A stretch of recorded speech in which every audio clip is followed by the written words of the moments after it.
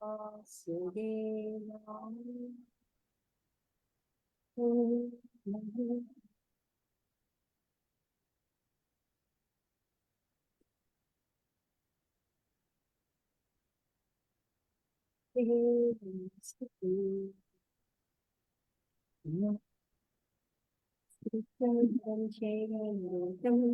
Devim Saraswatim Vyasam Tato Jayam Nashtaprayeshu Bhadreshu Nityam Bhagata Sevaya Bhagavati Uttama Shloke Bhaktir Bhavati Naishtiki Nandasya Gyananjana Shalakaya Chakshapilitam Yena Tasmai Shri Guruve Namaha Shri Chaitanya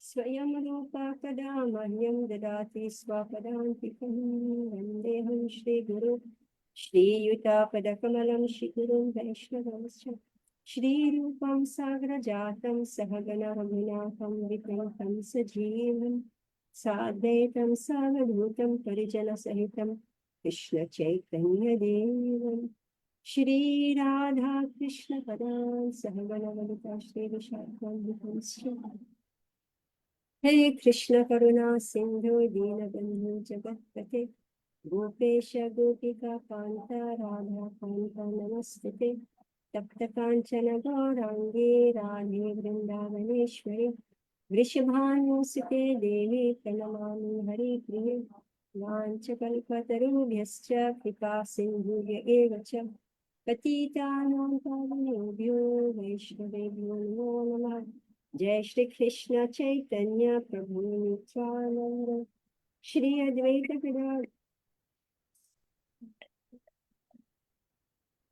Hare Krishna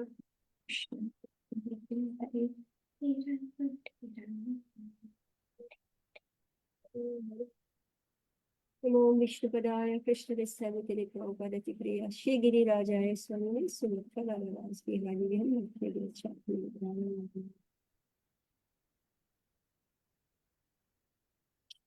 Krishna Desavitri Shri Bhakti Vedanta Swami Namaste Saraswati Devi Gauravani Pacharini Nirvishesha Shunyavadi Paschakti Mukham Karoti Vachalam Pandhini Giri Patam Vande Shri Guru Ji. So welcome back to reading, studying, reading Srimad Bhagavatam. So I think this is our fourth lesson on Srimad Bhagavatam, first canto, and we are reading the introduction. And we have explained the importance of reading this section. Anybody remembers why Srila Prabhupada has included? Sorry.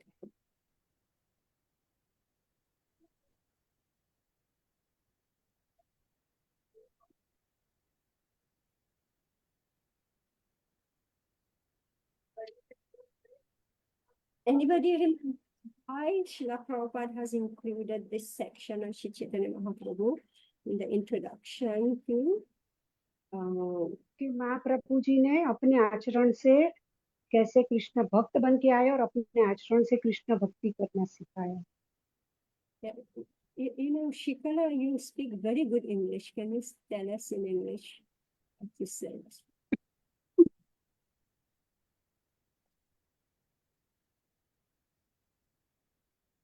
Yeah, tell us. I don't. Because Mahaprabhu, Chaitanya Mahaprabhu came as a devotee and he himself applied the Krishna Bhakti in his life and showed us how to do Krishna Bhakti. So Prabhupada ji introduced. And based on what? Based on what? He showed the path of bhakti based on what? Yes.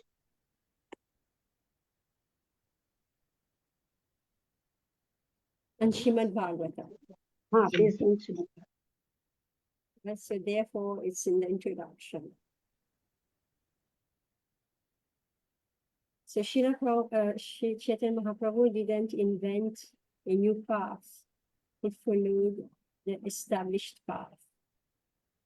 So he's building our confidence in Srimad Bhagavatam. So this section was about Sri Chaitanya Mahaprabhu. He met Bhattacharya, Sarvabhauma Bhattacharya, and who was a Vedantist, a very learned, vastly learned man. And he was a Vedantist.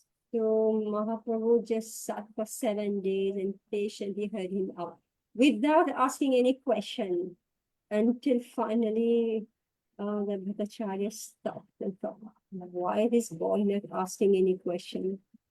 Maybe he's not understanding anything, right? So then Bhattacharya said, please just remember he's an elderly person and Mahaprabhu is only 24 years old, a young boy. Great affection for Sri Chaitanya Mahaprabhu. You know, it requires such humility for somebody who's senior, who's elderly by age, and who's vastly knowledgeable, right? It requires so much humility. So he says, he requested Chaitanya Mahaprabhu to disclose his mind.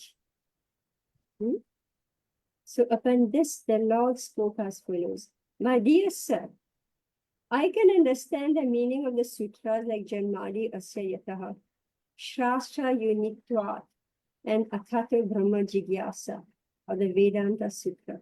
But when you explain them in your own way, it becomes difficult for me to follow them. The purpose of the sutras is already explained in them, but your explanations are covering them with something else.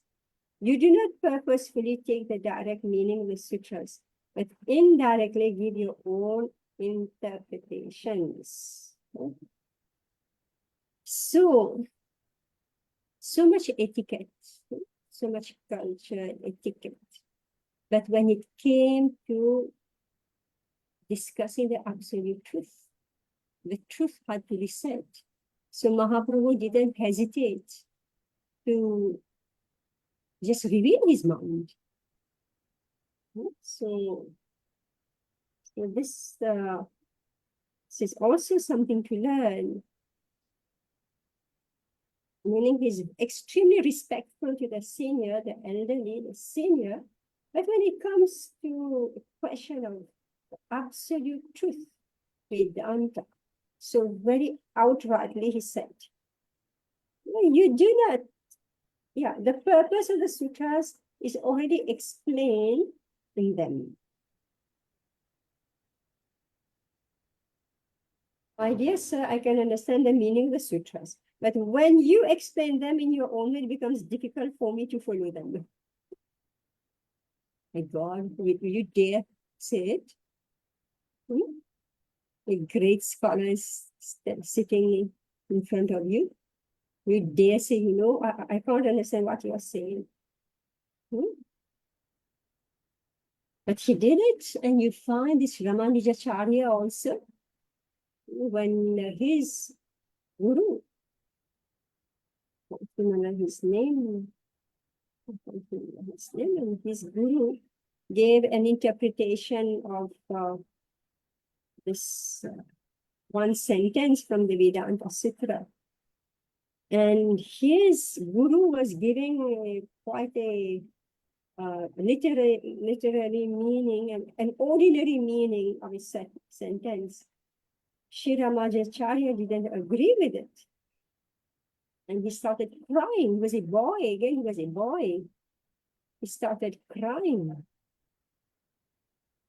And his tears fell on the body of, I think he was massaging his guru. And at the same time, the guru was speaking some philosophy. And he was Mayavad. And Ramanujacharya started crying when he heard.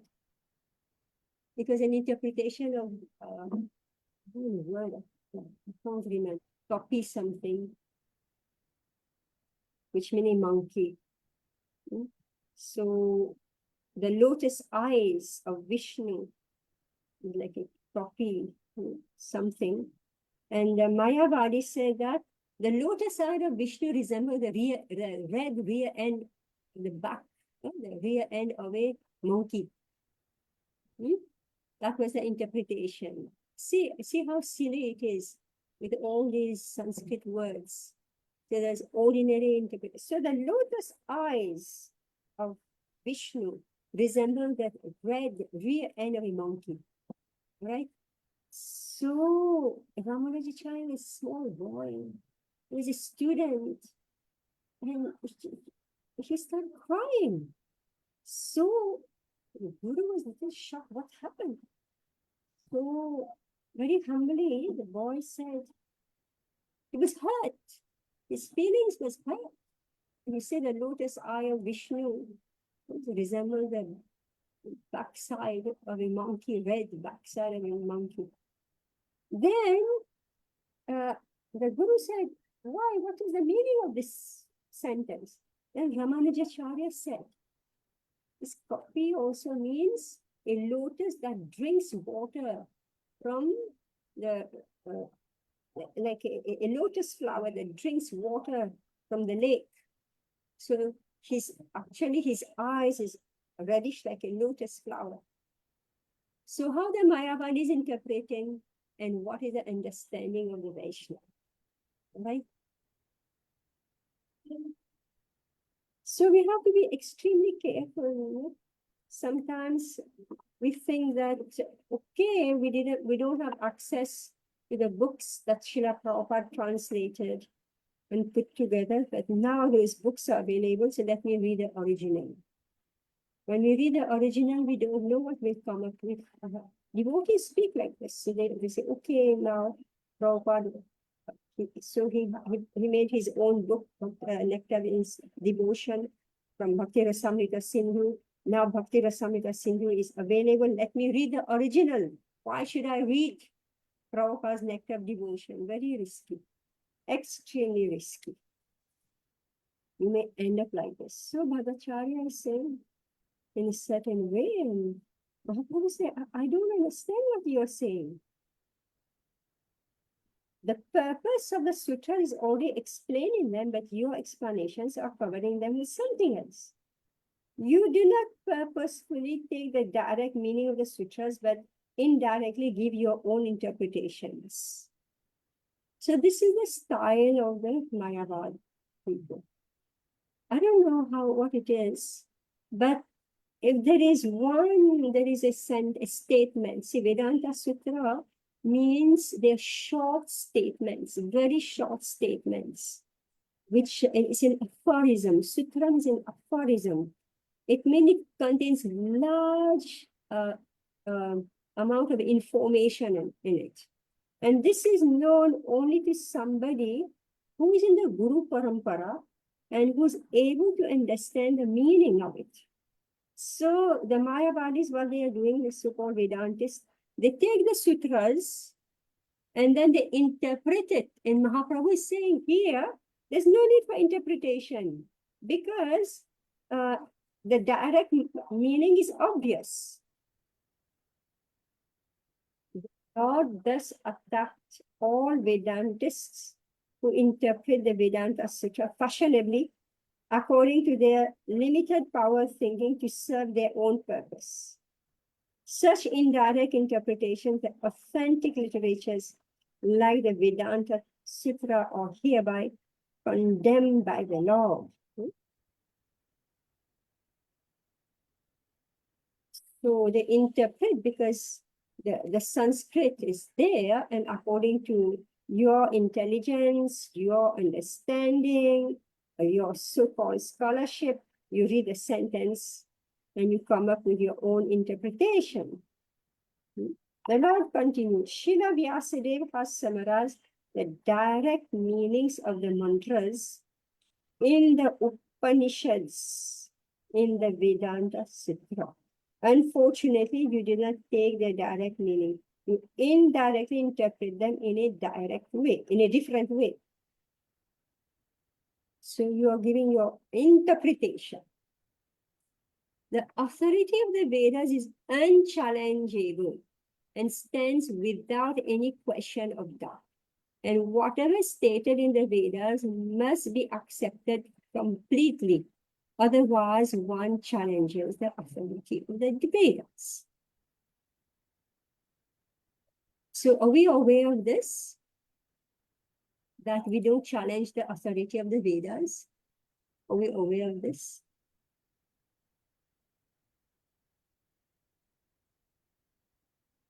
Is it okay? We can't go forward unless we are accepting the authority of the Vedas. So are we all accepting the authority of the Vedas? Right? So, Yes. okay. Yes. Okay, so now, example is given. The conch shell and the cow dung are bone and stool of two living beings. But because they have been recommended by the Vedas as pure, people accept them as such because of the authority of the Vedas. Where else did Prabhupada give this? Conch shell and cow dung, or bone and stool. Where? Mentioned in the Bhagavad Gita in one of the purports. Nectar of devotion. Where? You should be able to tell me immediately where. Where, Ashwini? Where is it, Ashwini? Mataji, what is the question? I just joined. Hare Krishna. Okay, the conch shell and cow dung are bone and living beings, but because they have been recommended by the Vedas as pure, people accept them as such. Because of the authority of the Vedas, where does Prabhupada make this statement? In which book, which one of his books? If you can't tell me, then tonight itself, you have to read this book cover to cover. Where? Where is it mentioned? Sri Ishopanishad, all right? So meaning you haven't read Sri Ishopanishad, okay? Another book that you have to immediately study. Sri Ishopanishad, and see, the previous paragraph said, Srila Vyasadeva has summarized the direct meanings of the mantras in the Upanishads in the Vedanta Sutra. The direct meanings of the mantras in the Upanishads in the Vedanta Sutra. So the Upanishad is mentioning this.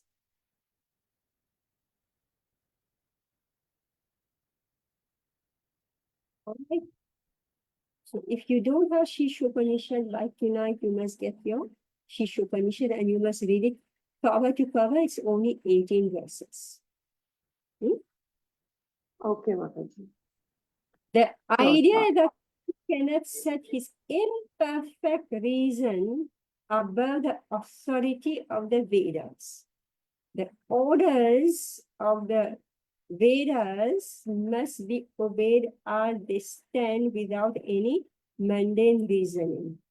The so-called followers of the Vedic injunctions make their own interpretations of the Vedic injunctions. And thus they establish different parties and sects of the Vedic religion. Lord Buddha directly denied the authority of the Vedas and he established his own religion. Only for this reason, the Buddhist religion was not accepted by the strict followers of the Vedas. But those who are so-called followers of the Vedas are more harmful than the Buddhists. Why? The Buddhists have the courage to deny the Vedas directly. So I don't accept the Vedas. They have the courage. But the so-called followers of the Vedas have no courage to deny the Vedas, although indirectly they disobey all the injunctions of the Vedas. Lord Chaitanya condemned this. He's saying that, the Buddhists are better than the Mayavadi. The Mayavadi say, yes, we are followers of the Vedas. So we are followers of the Vedas. Whereas the Buddhists say we do not accept the Vedas. Maharaj said, no, we are followers of Vedas. And then they interpret the sentences, the sutras of the Vedanta. So Mahaprabhu, he condemned this. Okay, Mala, you can read this paragraph. Read slowly. Yes, Mataji. Hare Krishna.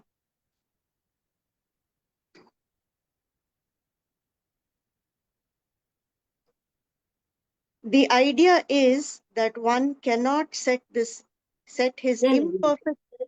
No. Next paragraph, the examples. Oh, sorry.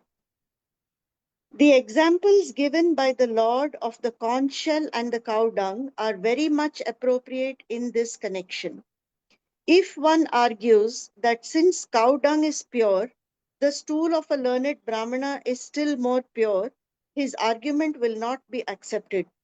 Cow dung is accepted, and the stool of a highly posted Brahmana is rejected. The Lord continued. Yes, The so Vedic why? Why? The stool of a highly posted Brahmana is rejected, but the stool of a cow is accepted as pure. Why? Because it is given in the Vedas that the stool of Yes, because it's given in the Vedas. And what are we trying to prove here?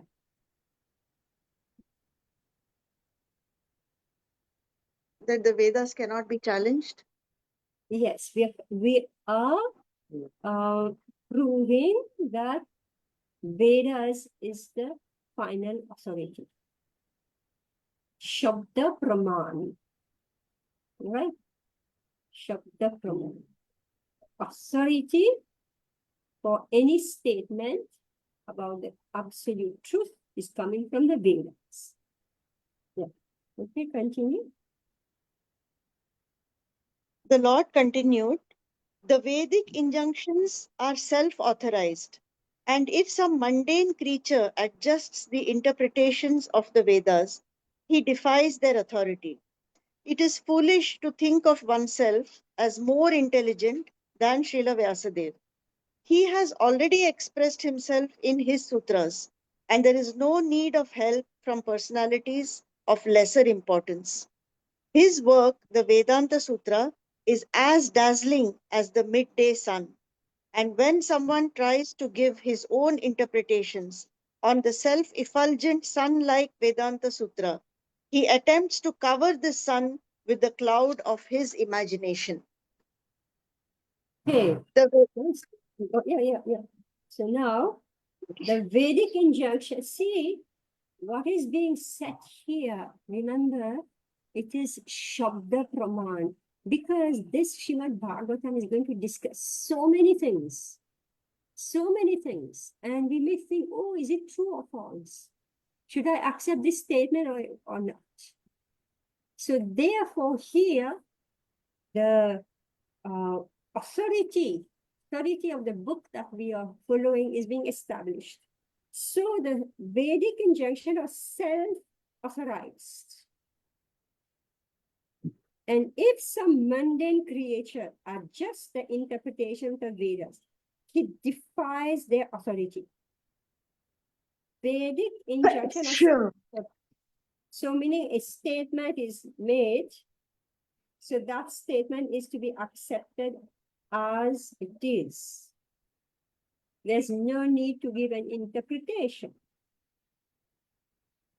And if he gives an interpretation, then he believes that he is more intelligent than Srila Vyasadeva, who wrote that sutra.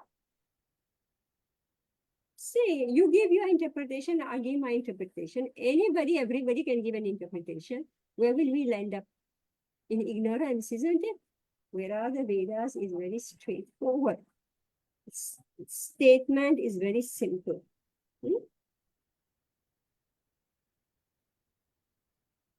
So Srila Vyasadeva's work is said to be as dazzling as the midday sun.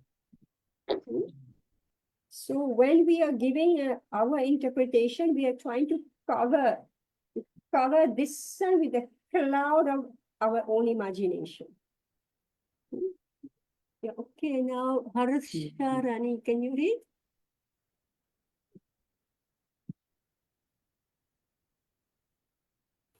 Yes, I can, Mataji. Is it the Vedas and Puranas are one and same in purpose? They ascertain the absolute truth, which is greater than everything else. The absolute truth is ultimately realized as the absolute personality of Godhead with absolute controlling power. As such, the absolute personality of Godhead must be completely full of opulence, strength, fame, beauty, knowledge, and renunciation.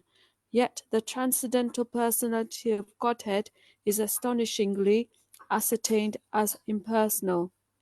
Okay, see, each and every paragraph is actually, it's a sutra, So we're not going to just brush over this paragraph. I mean, it's of no use.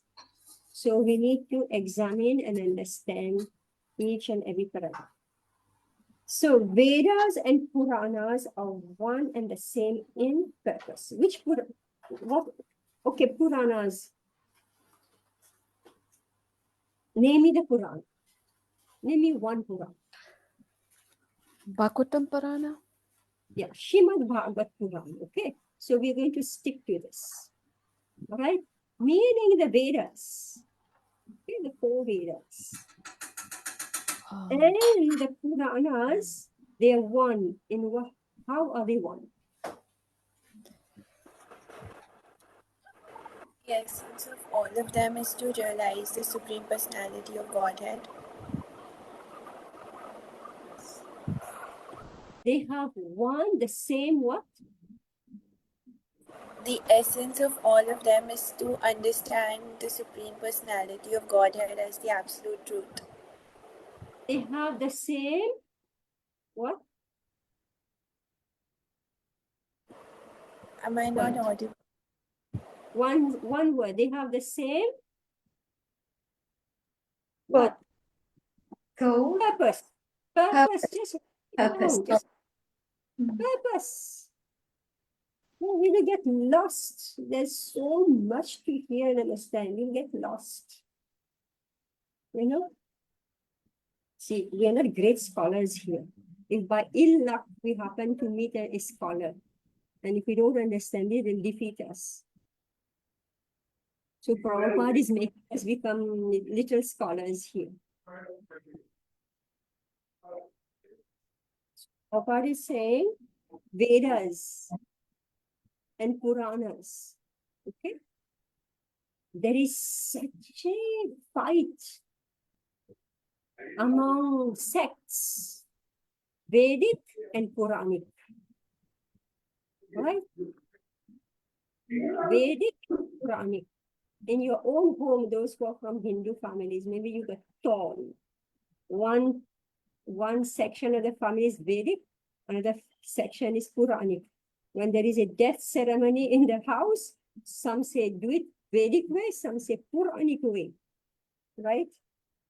So here Prabhupada is elucidating these points. The Vedas and the Puranas have same purpose. They're one. They're one. They're same purpose. So what is that purpose? Now you can say in more words. What is that purpose? Ascertain the absolute truth. Yes. They ascertain the absolute truth, which is greater than anything else, meaning that there is so much information given in the Vedas. Huge, super huge. Vedas means all knowledge, everything that is to be known, right? That's the Vedas. And the Puranas, they are, you could say, smaller compilations, all right? 18 Puranas as opposed to 4 Vedas. 4 Vedas plus so many sub-Vedas. But the absolute truth is greater than anything taken together in all the Vedas and the Puranas. Final goal is the absolute truth. So that absolute truth is what?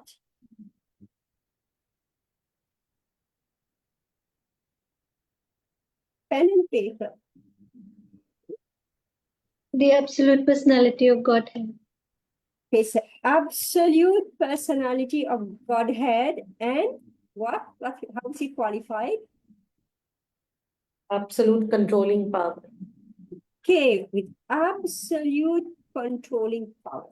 Okay? Absolute controlling power. All right. And now there is more detail given about that absolute personality of Godhead. What are those details?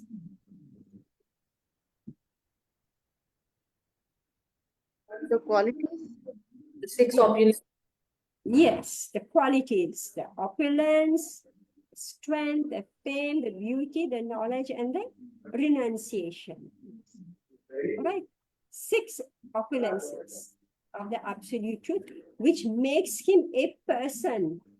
Yet, the transcendental personality of God is astonishingly ascertained as impersonal.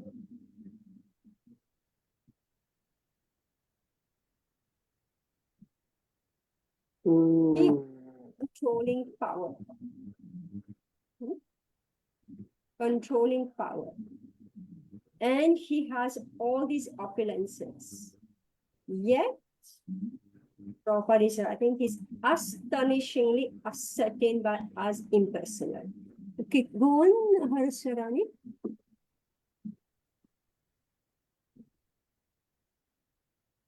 The impersonal description of the absolute truth in the Vedas is given to nullify the mundane conception of the absolute whole. Personal features of the Lord are completely different from all kinds of mundane features. The, What? That's the bad living news. entities are all individual persons, and they are all parts and parcels of the Supreme Whole. If the parts and parcels are individual persons, the source of their emanation must not be impersonal. He is the supreme person amongst all the relative persons. Okay, now, okay, so these are all Vedanta Sutra, remember, okay? It's all Vedanta Sutra. So, why is there an impersonal description of the absolute truth in the Vedas?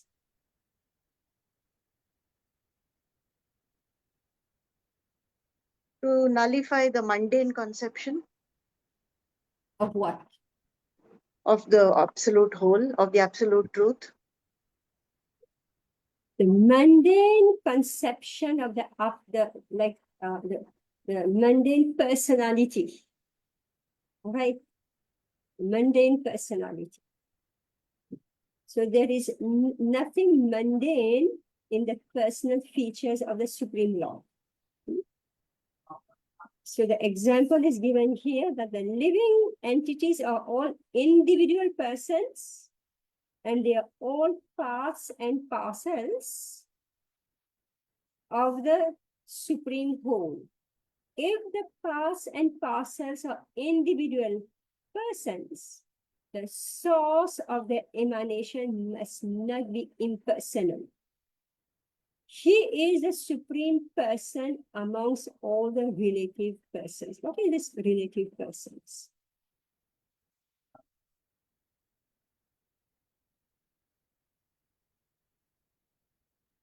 All other demigods?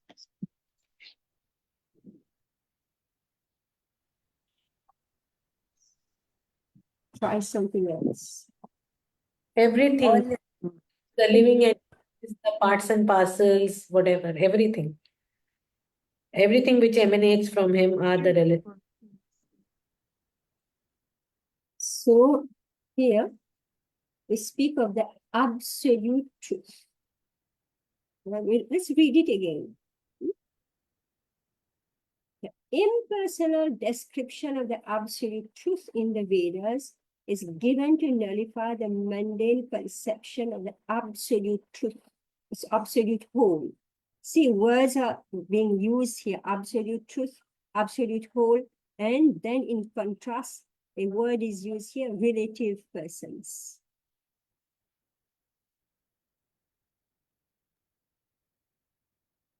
Impersonal description of the absolute truth in the Vedas is given to nullify the mundane conception of the absolute whole.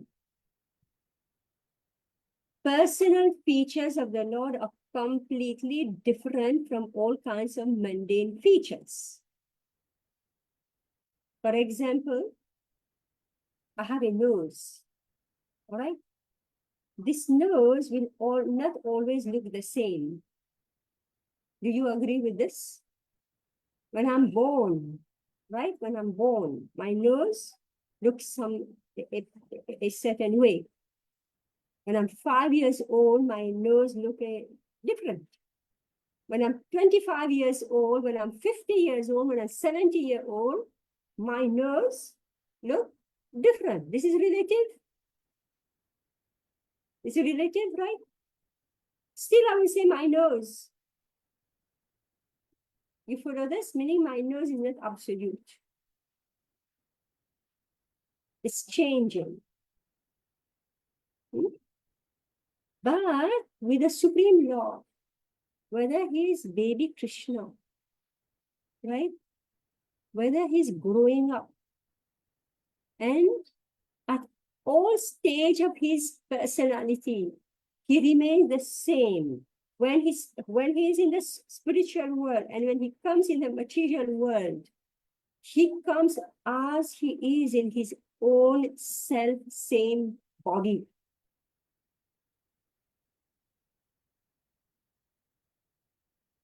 His features don't change. The living entities are all individual persons, and they are all parts and parcels of the supreme whole. The supreme whole. And we are individual parts and parcels of the supreme whole. If the parts and parcels are individual persons, meaning there's the whole, but each one of us, like just look at the screen here. We are so many of us here. And if I look at the screen, we are part and parcel of this whole screen. The whole screen, the screen is the whole. And we are all part and parcel of this individual part and parcels of the screen. If the parts and parcels are individual persons, the source of the emanation must not be impersonal. So, if I am a person, the source of my emanation, who is the source of the emanation? Absolute truth. Supreme personality. The absolute truth, the absolute supreme person Godhead, and the absolute whole must not be impersonal. Because everybody knows you look like your father, you look like your mother, right?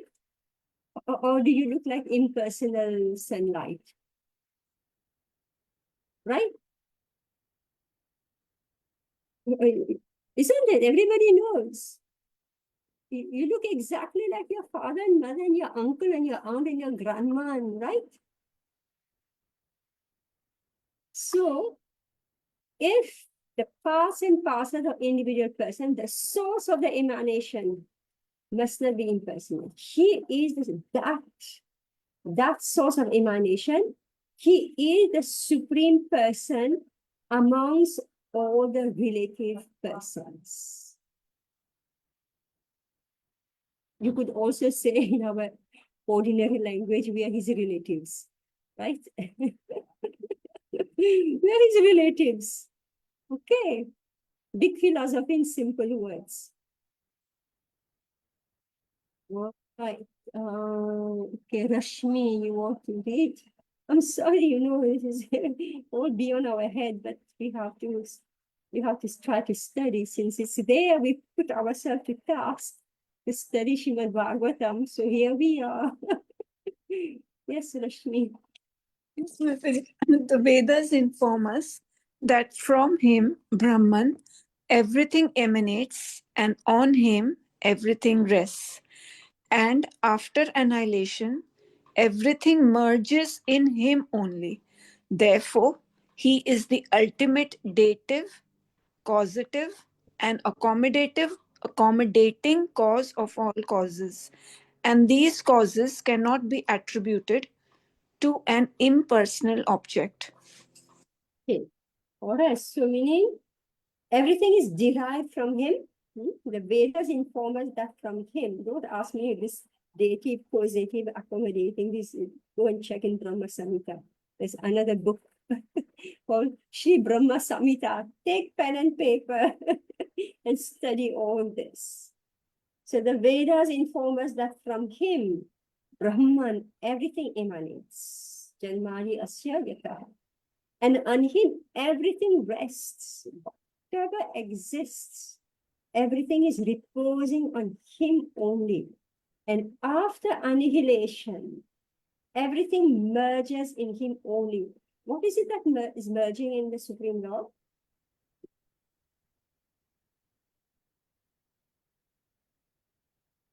Our individual spirit soul goes inside him during annihilation.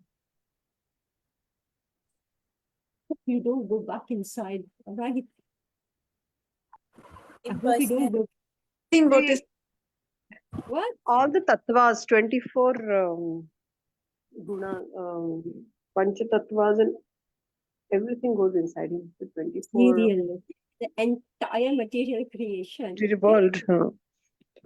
After annihilation, what gets annihilation? After annihilation, what gets annihilated? The The material entire material world. Material world, yes. The material universe. Okay, we are great philosophers here. All right. The material world is getting annihilated. Then what happens? The entire material energy will merge in him, right? And from him also, again, it will become manifest. So the material energy from him so the material energy is derived again from him. So meaning that he is the cause, he is the original cause, and then he will continue to be the cause and he will accommodate each and everything that exists in this material world.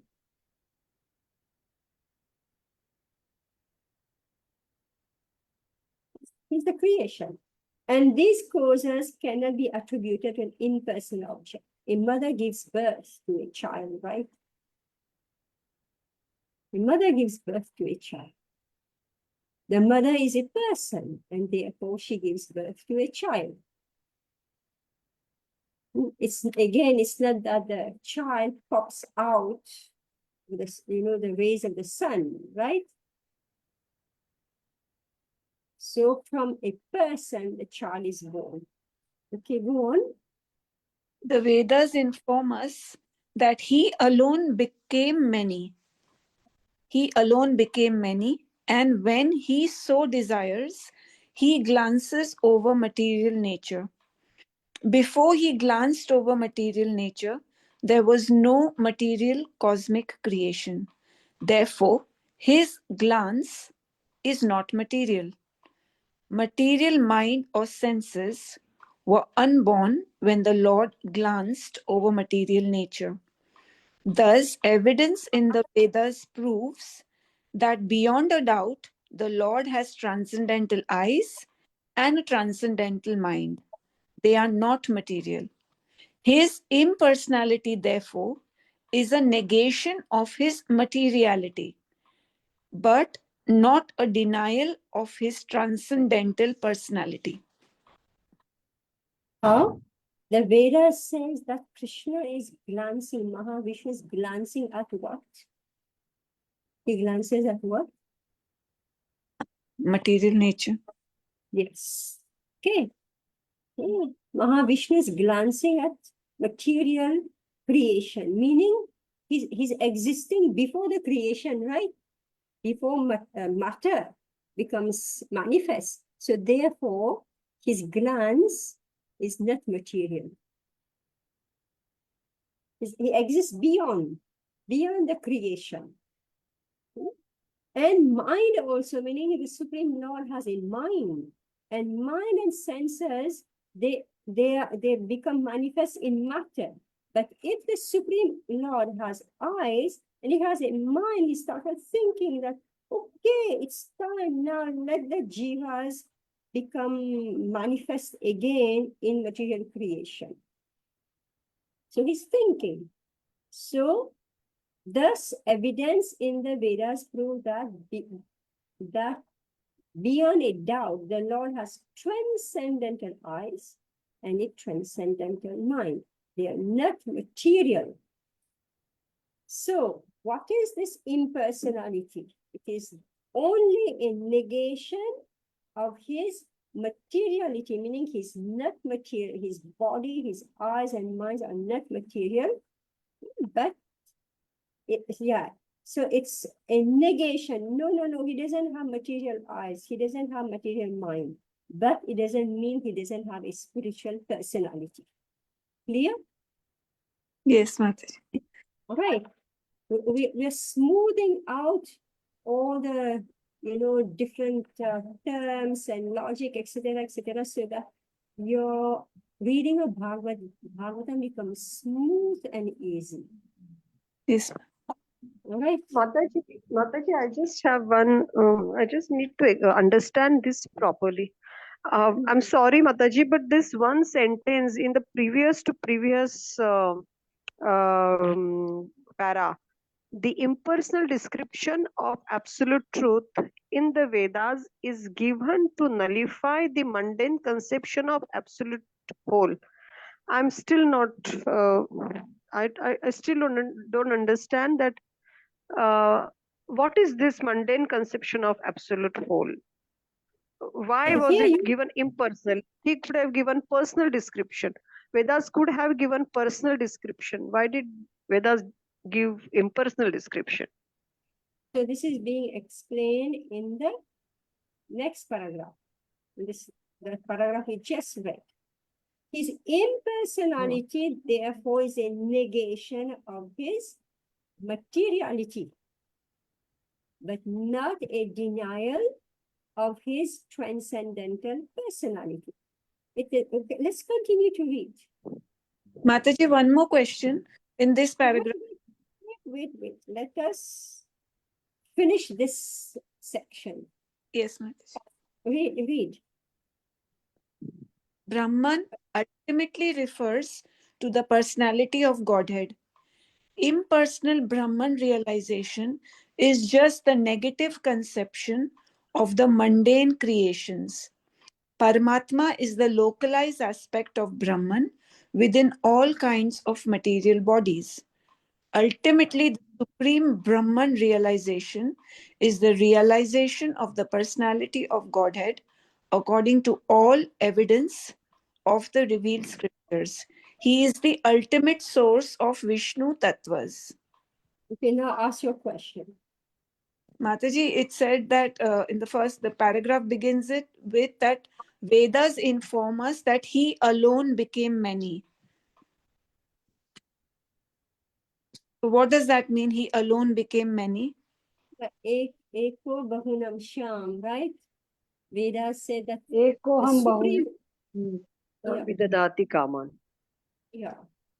So there is one supreme person in Godhead, and he desired to become many. So therefore, the living entities emanated from him. Okay. All right. This is actually from Sorry, Upanishad. Mataji. Yes. Mataji, is it also that many means even the material universe also came out of him? So matter also came out of him. So this is See, also the implies here. Vedas. Okay, wait 1 minute. The Vedas inform us that he alone became many. And when he so desires, he glances over material nature. That particular verse from Upanishad say that he, the one, Nityo Nityanam, Chetanas Chetananam. Okay? That's the, I'm sure you heard this. And so he's the Ekaha. He wanted to be many, meaning that he and the jivas. And when he so desires, he glances over material nature. Before he glanced over material nature, there was no material cosmic creation. Therefore, his glance is not material. Material mind or senses were unborn when the Lord glanced over material nature. Thus, evidence in the Vedas prove that beyond a doubt, the Lord has transcendental eyes and a transcendental mind. They are not material. His impersonality, therefore, is a negation of his materiality, but not a denial of his transcendental personality. Okay, so this point about the alone became many, is it clear? Yes, Mataji. Yeah. All right. Yeah, Mataji. And this last line, the last line is a great explanation of um, Mayavadis and our philosophy. Mayavadi philosophy says he's material. He has a material body. This explains it so well. The last line. So his impersonality, therefore, is a negation of his materiality. Because the Mayavadi says that Brahman, who is impersonal, when he comes in the material world, he takes a material form, and therefore he becomes visible to us. All right? And the entire Vedic literature is saying that when the Supreme Lord, he appears in this material world, he comes in his own self-same body. Krishna, when he comes, he doesn't adopt a material facade, a material shell, like the way we do. He comes in his own original self. Why? Because he's a person. Just because our bodies are changing, it doesn't mean that Krishna's body is also changing.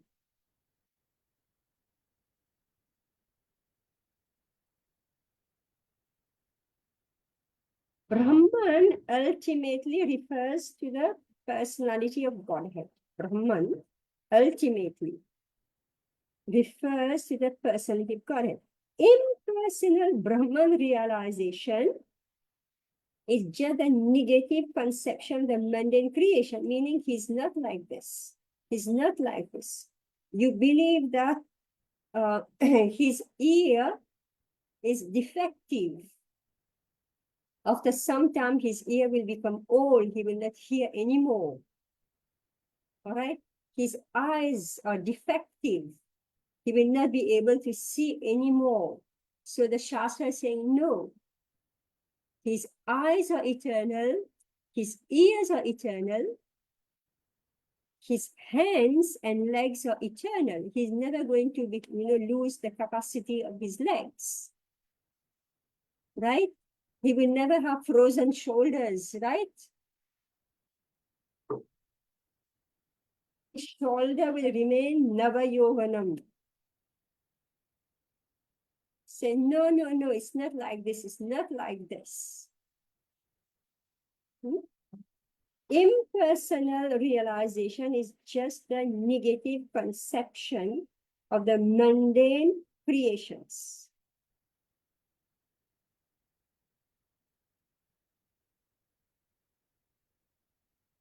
is the localized aspect of Brahman within all kinds of material bodies. So now the second aspect. So Brahman meaning no.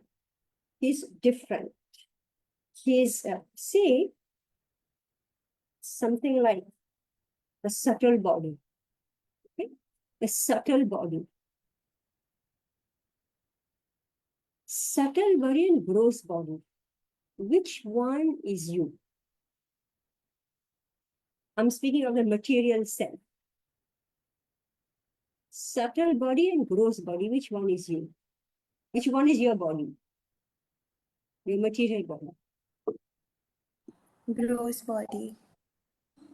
Gross body. Yeah. Which one Subtle between the body. two bodies? Which one is subtle body? Subtle body.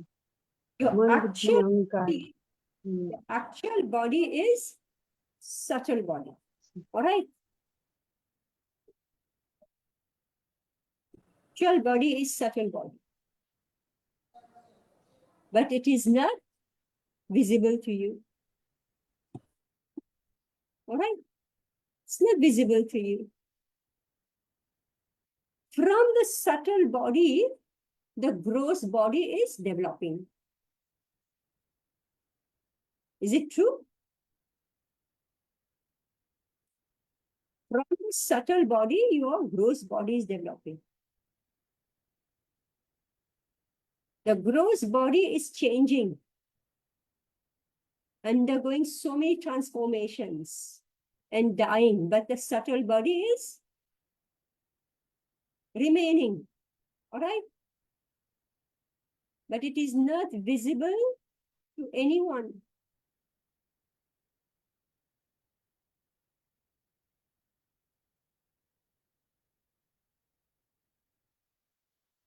So when we are describing the Supreme Lord, we are saying he doesn't have that gross body. I'm just giving like in our own case.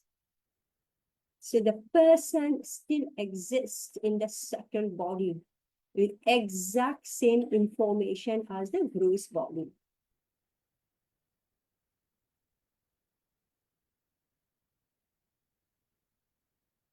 Anyway, if we are to understand this, we must chant 16 rounds. All right? If we are to understand Shrimad Bhagavatam, if you don't chant 16 rounds, if you don't offer your food, if you don't worship the deity, you can't understand this. It's not an intellectual exercise. You know, from my part, I can only read the sentence and repeat. But you can't understand if you don't chant 16 rounds, you don't offer your food, and you don't worship the deities. And when you read, then it gets revealed to you. This knowledge is actually a revelation. You can't understand it by your intelligence. So you read again and again and again, and Krishna will make you understand. It's not possible for me to explain it.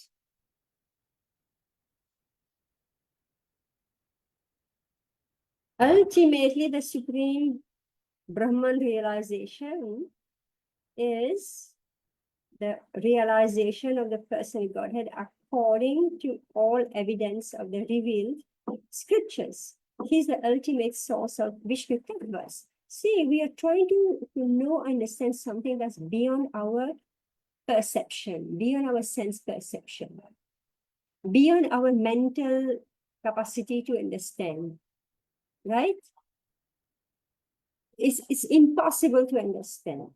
Here, ultimately, the Supreme Brahman realization is the realization of the person Godhead according to all evidence of the revealed scriptures. Meaning just keep quiet.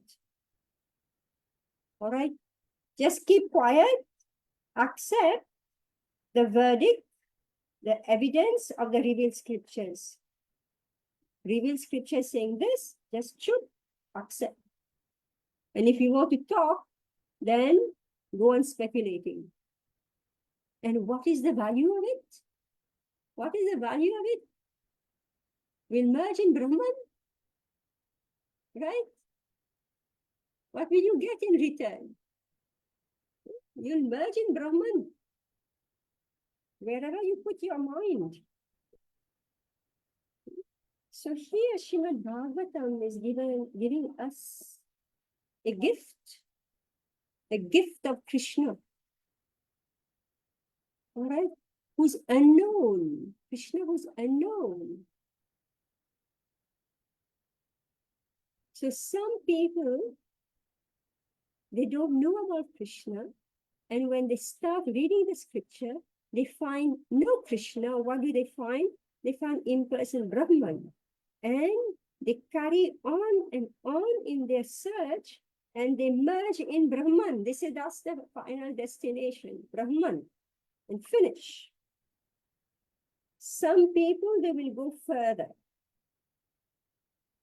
They will say, no, the Shastra, everybody is looking at one source of information only, the Vedic literatures.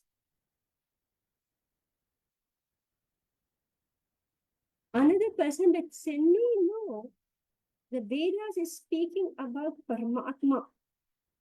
And that Paramatma is said to be living in all kinds of bodies. So we say, okay, so that's the Paramatma. So he comes only to the point of Paramatma. Somebody else will say, but this Paramatma, he is simply like neutral. He's inactive. He's neutral. He's just an observer. Maybe, it doesn't feel so comfortable. If this soul, if Ono Bhagyavan Jeev, if that soul is sufficiently lucky, he starts to question and go further. Krishna is revealing. Remember, depending on what you want, Krishna is revealing. Impersonal liberation means you are free from material suffering. That's all.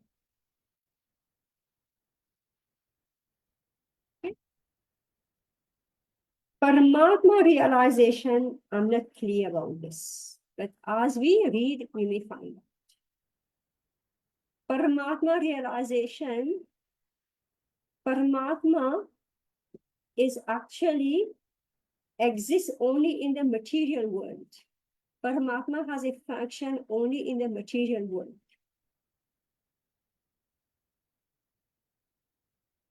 When we go further, when we get information about Krishna and we are attracted by Krishna, then we can step over this Brahma Jyoti. Then we can enter Vaikuntha, we can enter Goloka Vrindavan. All right, so this is the best I can do in reading this section. The whole point is only to convince us that Krishna is a person. All right. Okay, Hare Krishna. Thank you very much. Hare Krishna Mataji, Vanchakalpatarubhyascha Kripasinubhyo Patitanam Vaishnavebhyo Namo Namah. Okay, so we'll meet next week.